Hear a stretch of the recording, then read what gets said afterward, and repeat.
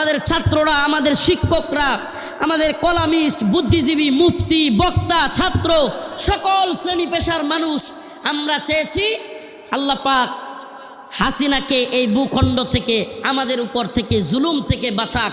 আল্লাহ পাক আমাদেরকে বাঁচাইছেন কি বাঁচান নাই?